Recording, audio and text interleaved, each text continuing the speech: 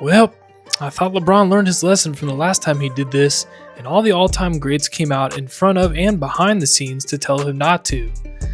But instead of listening to them, he's not only doubled down, he brought up all the specific greats who have preached against this and made the exact opposite point. It's first ever, I think, and had Braun on the cover and obviously an interview with him.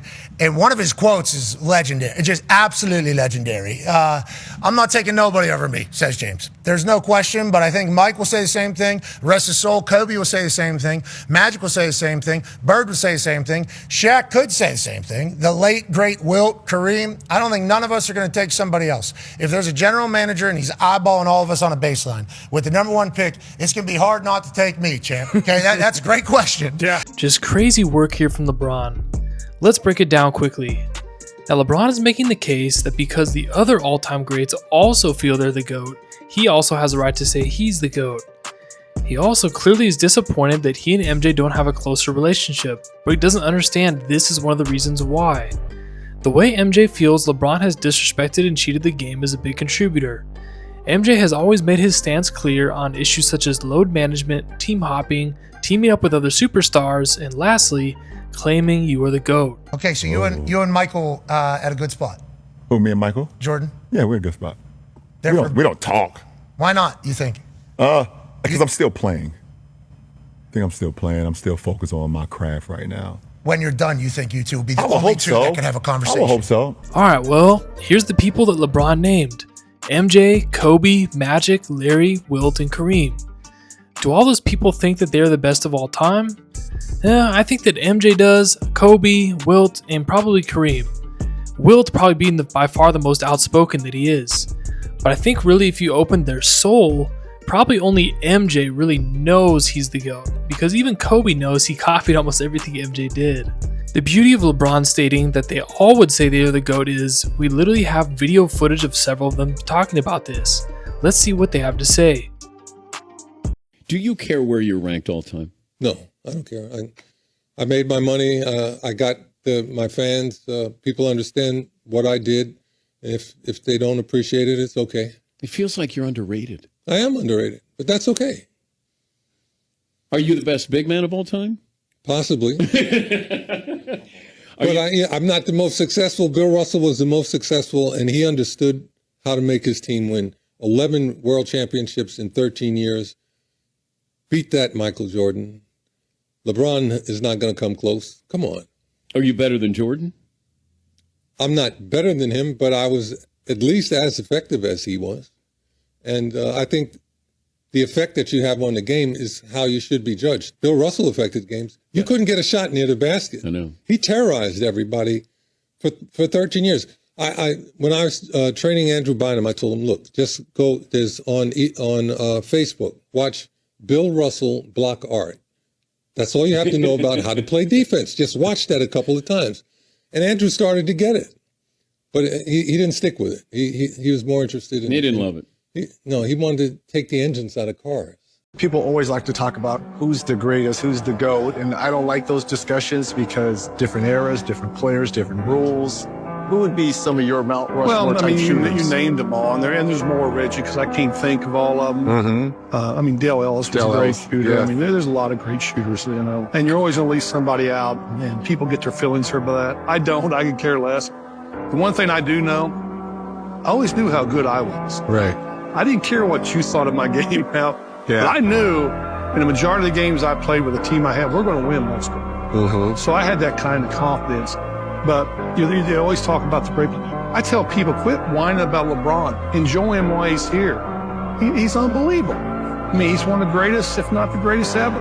Then you go back, I played against Magic, Michael, Kareem. The list goes on and on. So it's hard to pick one guy. It just seems like everybody in their era thinks their era is the best. I don't buy any of that. Right. Things change. LeBron is not the GOAT. I love my boy. I love him. Yeah. But when Michael Jordan took off with that tongue out, Hold up, listen, because a lot of you wasn't born then. 1991 against my Lakers, right hand. We thought we had him. He looked as we went down. He switched it to the left hand. Tongue went left. Spun it against the glass and good. There's nobody alive that's been able to do just that. That boy is too bad, I'm telling you right now. But LeBron is a bad boy too. He's a bad boy, but he's not Michael. Don't get it twisted. I love LeBron, but no. It bothers you when people talk about him as being the greatest player of all time. Well, it bothers me because we all have our opinions, and I don't think that, commensurate with what he's doing, what he's done, and how the game is going today, that he's better than a number. The greatest scorer of all time? Not even. Would you even give him that? Well, you see, what people don't remember was that my first 7 years, I scored a lot of points. Then I stopped scoring on my own volition. I tried to do other things. I was asked to do other things, and that's what I did. So if I had continued to score, I would probably be averaging 40 points for my whole lifetime. Does that make me the best scorer? I really don't know. But one thing I do know, that all the years while I was usually scoring all those points, I was leading the league in percentile shooting. And that's also important because if you take all the shots, then you should be making the highest percentage. So when they compare me with Michael's averaging 31 points for his lifetime. I averaged about 30 points for a lifetime. But I stopped scoring. I know that basketball is a team game, right? And you've already made Michael number one. Mm-hmm. But if you had to have Wilt against Michael, my prime and his prime, how much money would you be willing to bet? And who's the GOAT? See, that's the type of immature question. Yeah, no, it's not. It's who's the GOAT. I'm the regular sports fan. This is what we talk about. I know. This is what regular fans talk about. I get it. You don't. So you're saying you're the GOAT? What I'm saying is regular people ask really simple questions sometimes. That's what I'm saying. Okay. Here's the thing, though, man, is that like things that MJ was doing, he learned from David Thompson and Jerry and those guys. Stuff that I've done, I've learned from MJ. Stuff that Bron does, learned from me and playing on the Olympic team and the work ethic and all that stuff. It's a chain thing, man. I know people want to talk about who's this, who's that, because it fills up good conversation time or downtime, whatever the case may be. But for us as athletes, it's really a chain reaction. You can't have one without the other. It's just not possible. I want to ask you some true and false questions. Michael Jordan is the greatest basketball player ever. False. Why? Because I didn't play against, all the great players prior to me, and I had those other players to influence my game. It's a great honor, don't get me wrong. But I loved to have played against Jerry West to determine if I was a better guard than him or Oscar Robertson, but we'll never know. And that conversation is pretty much over to most people. I beg to differ, and I'll give a different analogy to that because, first of all, you're never going to say who's the greatest of all time. To me, I think that's more for PR and more for selling stories and getting hype. This accomplishment, combined with all your others, vault you over the Johnsons and Birds and Russells and Chamberlains and all that? No. I think that's something that I really can't say can be established. Each one of us play in our different eras with different teams, with different levels of success.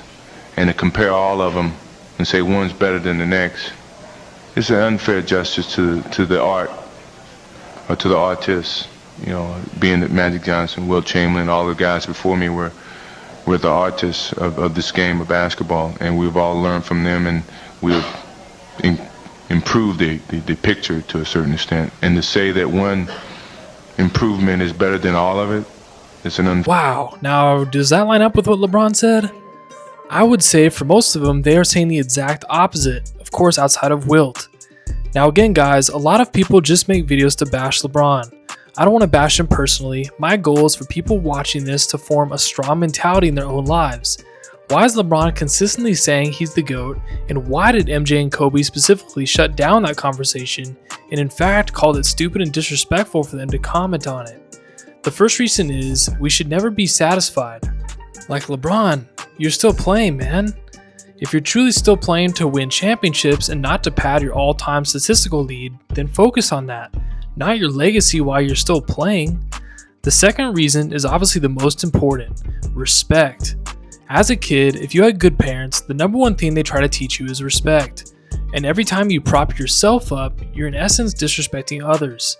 and respect is the most valuable currency in the world.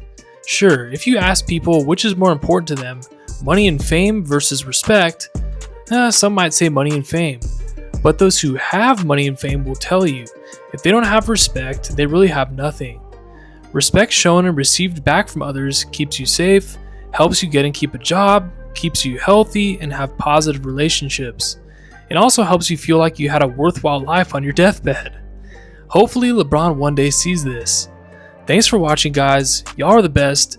Shout out to Che who hyped the last video. You're a legend.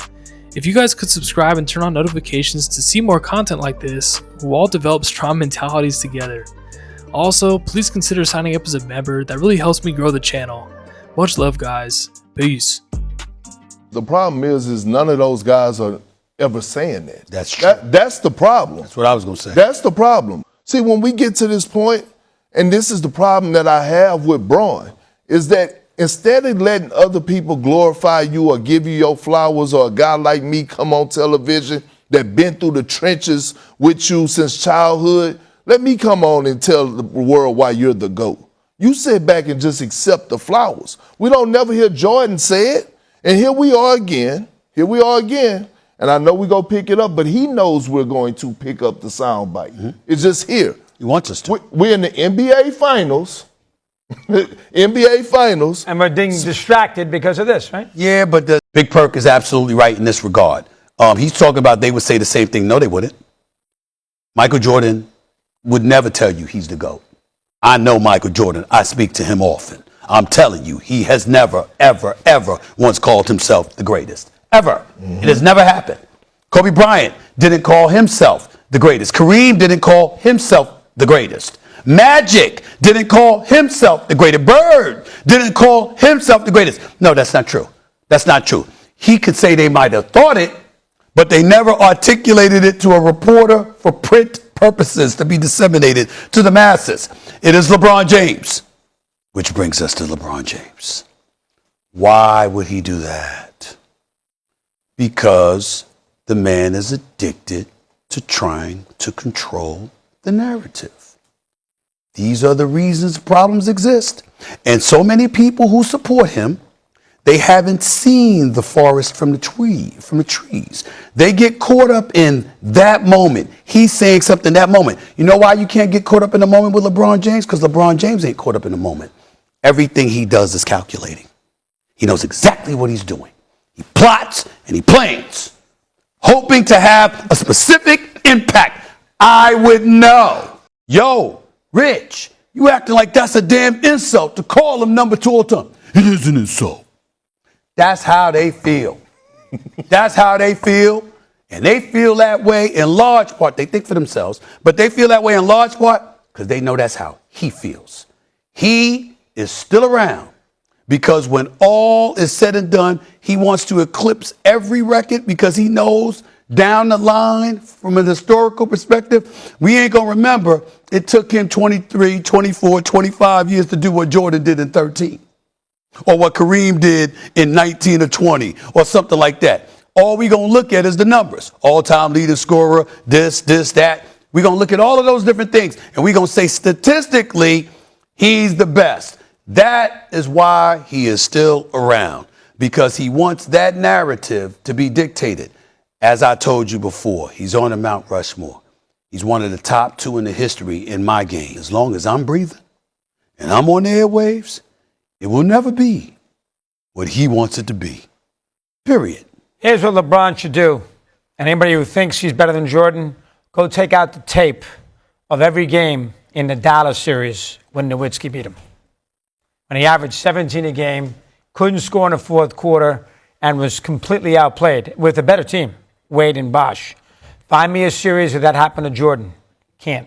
What impact does your statistical place in the NBA have on you? Well, that never drove me. You know what I mean? The stats only add up when you put forth the effort and you don't worry about it. You know, good things happen to those people that work hard. If I sit here and play for the stats, I would have never retired in 93.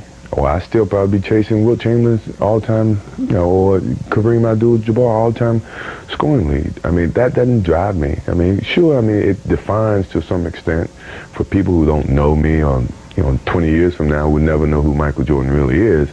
But based on the stats, he must have been pretty decent. Those are only ways that I look at stats. Other than that, it's all about winning championships and winning. Stats that matter to me is the games that we win and the rings that you collect.